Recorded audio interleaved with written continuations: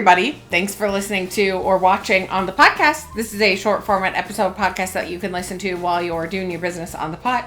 Or maybe you're hosting a 70th birthday party. I do that on the reg. On the reg. Call me if you have a 70th birthday party. Our side job is to host 70th birthday parties. 65, we're not going to do it.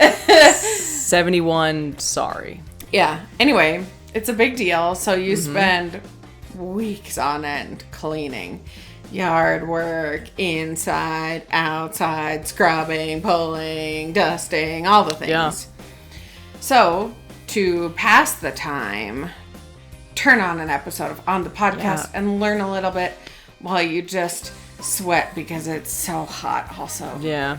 It's so and also, hot. like, maybe once a year, pretend like you're hosting a 70th birthday party just so you can, like, clean up your Not stuff. a bad idea. Yeah. Not a bad idea. Yeah.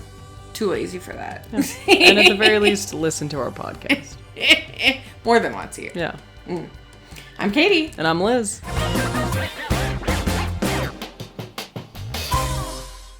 Hey, Katie. Hey, Liz. What are we talking about today? Liz, there have been, unfortunately, a lot of fires in Colorado this summer. No surprise. No surprise, but, just really dry and it's no good. Anyway, I think it was the Aspen Acres fire, the big one near Beulah, that was threatening the Supermax prison in Florence for a minute. And release them all. They were like, we're not evacuating. We're keeping everybody in and we're just gonna like ride it out. Were you watching this? No. I was blown away because I'm going to tell you, if you don't know what the Supermax prison is, who's inside of it, all that good stuff, it is the country's most secure, highest security, most like the worst of the worst of the worst people. My guy Ted. Yeah, we'll talk about it. Okay. In Florence, Colorado, which is outside of Colorado Springs. Yeah. So, well, and it's beautiful country, Florence, Colorado. Beautiful. Yeah. No, so like there were so many fires going on that I was like, I'm not even going to wake up. I'm going to see that the light outside is deep red and I'll know that all of the fires are still burning. Mm-hmm. Secondly, I don't know, I assume prisons are like kind of fireproof. Well, yeah, but there's smoke that could, There's some bad people in that prison. There's some really bad people in that prison. I had that thought too. Yeah. But there's guards and, Anyway, okay, so I'm going to tell you a little bit about Supermax prison today because it just entered my mind and I was like, maybe people don't know about this and what this is and all that good stuff. There's some bad people in there. Yeah, so the official name is ADX Florence and ADX stands for Administrative Maximum Facility Prison. Interesting. Yeah, we'll just call it Supermax from here on out. Just be like 80 or AM. Yeah, I don't know. Government. It is also known as the Alcatraz of the Rockies. Show is. Because it is impenetrable. Yeah.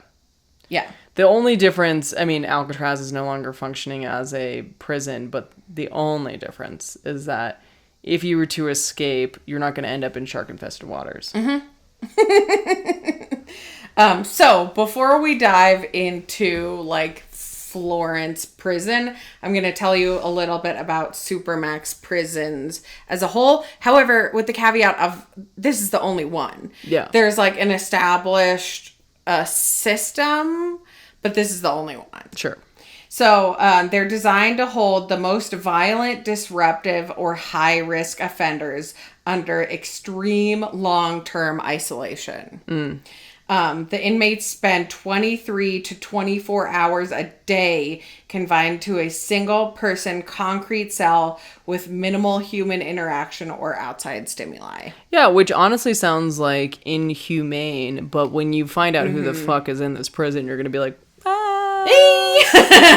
Well, and we'll discuss the inhumane thing, but it's complicated, right? Yeah. Okay, so this all started with a pretty horrific incident. On October 22nd, 1983, Thomas Silverstein and Clayton Fountain were both members of the Aryan Brotherhood, and they fatally stabbed correctional officers Merle Klutz and Robert Hoffman at another United States penitentiary that was in the Marion Penitentiary in Illinois. Okay. So these stabbings happened a few hours apart and were basically blamed on inadequate design of like keeping everything secure. Sure. So at that time, the Federal Bureau of Prisons... Also, side note, we have a listener named Robert Hoffman. So shout out to Rob Hoffman. Shout out to Rob Hoffman. He is alive. He is alive. He is not a correctional. He's doing all right. So at the time, the Federal Bureau of Prisons Director Norman Carlson proposed a higher security facility to isolate the most dangerous people for security and safety of everyone, basically.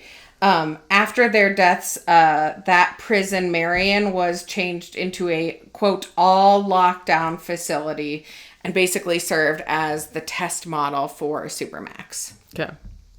Carlson believed that the prisons that would, like these really highly secure prisons, would hold criminals that were desperate enough to murder corrections officers or other inmates in hopes of being sentenced to death. That was his kind of theory behind it. Yeah.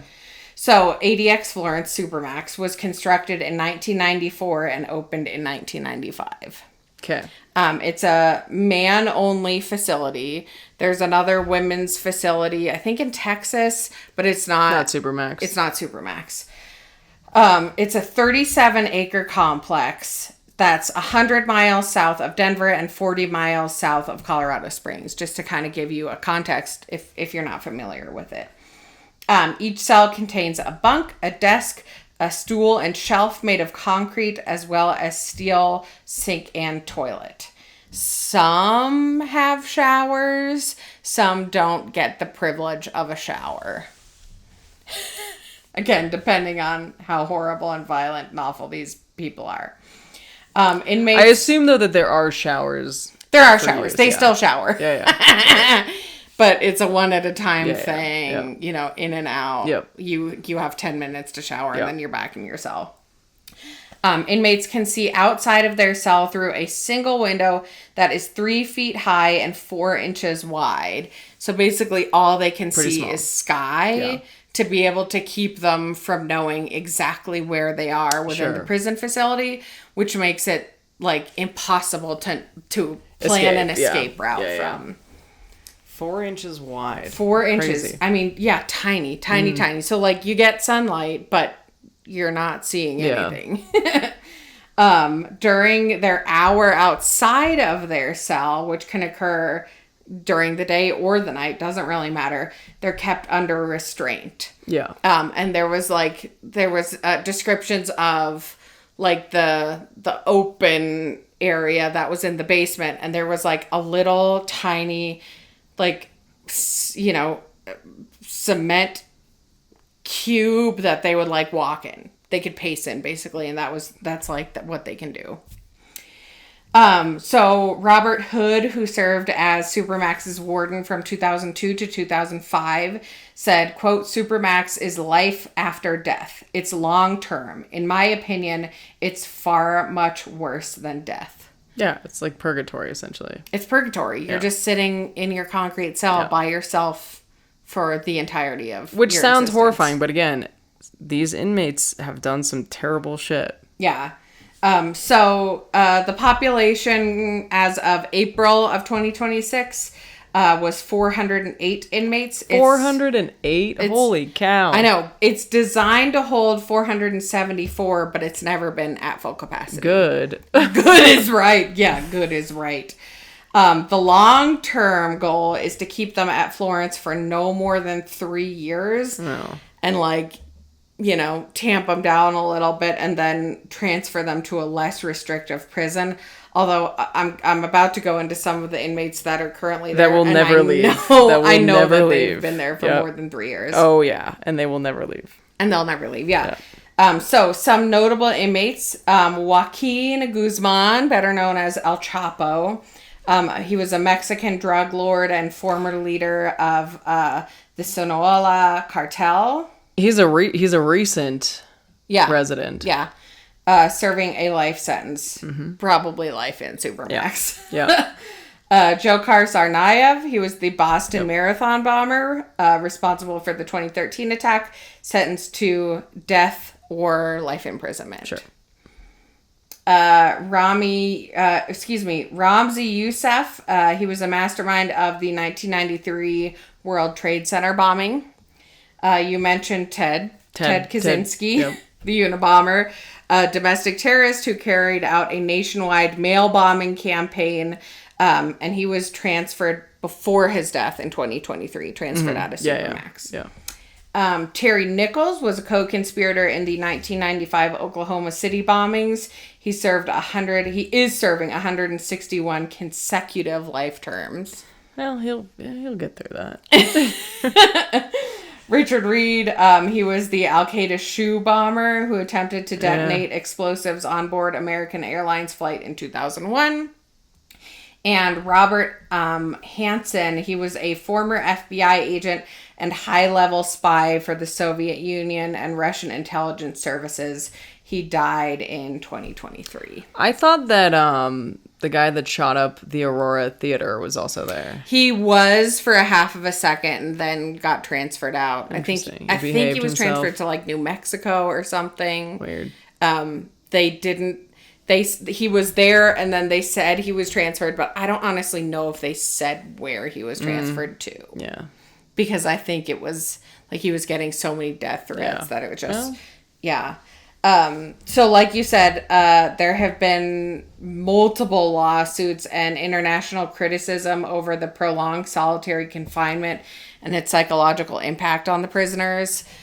So, I mean, again, you're spending 23 hours, 24 hours in a concrete cell by yourself. If you set off a bomb to kill dozens of people, like, you should understand that that's how the rest of your life is going to go. Yeah. Not saying it's great, not saying it's bad. It is what it is. Yeah. Actions have consequences. I mean, come on. Yeah. So despite the extreme security measures to deter violence and all that good stuff, there have been a few murders at ADX. Yeah, I'm sure. Yeah, it was like men had gotten out and basically stomped each other to death, is what I read. It's crazy. And critics claim that the use of extended confinement in solitary cells affect prisoners' mental health. Big time. Like you said. The problem is their mental health was already garbage to go into it. Like, the reality is like, I understand, like, recidivism, whatever. I understand, like, rehabilitating people back into society, you know, into where they never commit a crime again. I get that. But a lot of these criminals in here are, like, beyond repair, in my humble opinion. Yeah. Not these guys. And there have been at least 9 inmates that have died by suicide. Yeah, I believe that. Yeah. But in its history, you know, since 1995, no one has escaped. Like, it is impenetrable. 400 plus people. I mean, it's like you're committing some pretty bad crimes if you're going to supermax it. The worst of the worst of the worst. Yeah. Like, truly. I can't even right name, here in Colorado. I can't even name 400 crimes that have happened that would put people in that prison to, like, the degree of, like, the people that you mentioned. Mm-hmm. So I'm glad I don't know about it, but I'm sad that exists. Yeah, I know. The one, I mean, I get that this is a huge thing, but the FBI agent and spy, he didn't kill anybody. I mean, that was horrible, and it probably led to a bunch of shit. But that one surprised me. I mean, I think that's just the government trying to send a message. It absolutely is. Yeah. So, next time you're in Colorado Springs. Honestly, Florence is beautiful. Florence is really pretty. Yeah. Take a swing south a little bit. And you're in the hills. Go see what it's all about. Yeah. All right. Okay. Thanks, Katie. You're welcome. What's inside my body? A little bit of solitude. Solitude, yeah, I do, yeah. Yeah. I do need some downtime to recharge. Also a little bit of knowledge. Yeah. Okay, see you next time. Bye.